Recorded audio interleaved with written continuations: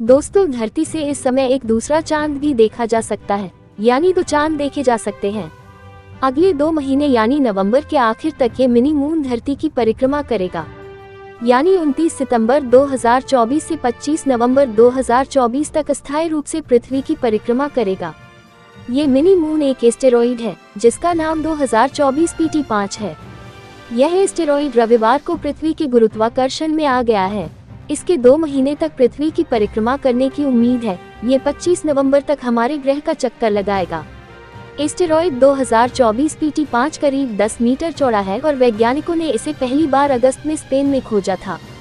2024 PT5 asteroid के एक समूह का हिस्सा है जिसे अर्जुन क्षुद्रग्रह बेल्ट कहा जाता है, जो पृथ्वी की तरह ही सूर्य के चारों ओर यात्रा करता है। इस तरह के मिनी मून बहुत दुर्लभ भी नहीं है। 2020 में भी एक मिनी मून देखा गया था।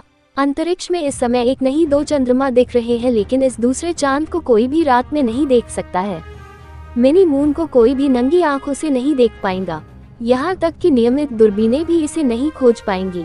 इसके आकार और धुंधली उपस्थिति के कारण केवल बड़े पेशेवर श्रेणी के टेलीस्कोप से ही 2024 PT5 की झलक देख सकते हैं।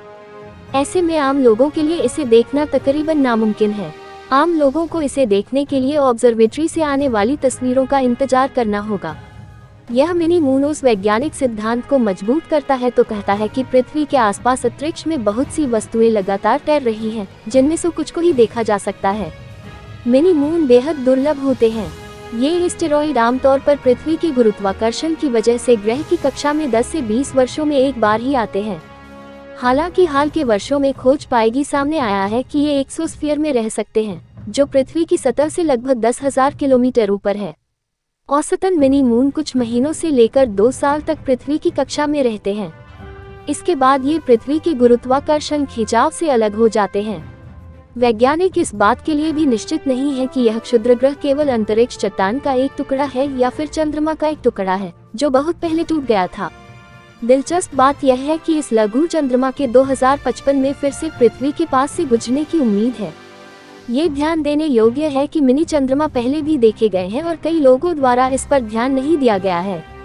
कुछ फिर से पृथ्वी के करीब आ गए हैं, जिनमें एस्टेरॉइड 2022 NX1 भी शामिल है, जो पहली बार 1981 में मिनी मून के रूप में पृथ्वी के करीब आया था और फिर 2022 में 2024 PT5 के 2055 में पृथ्वी की कक्षा में लौटने की उम्मीद है।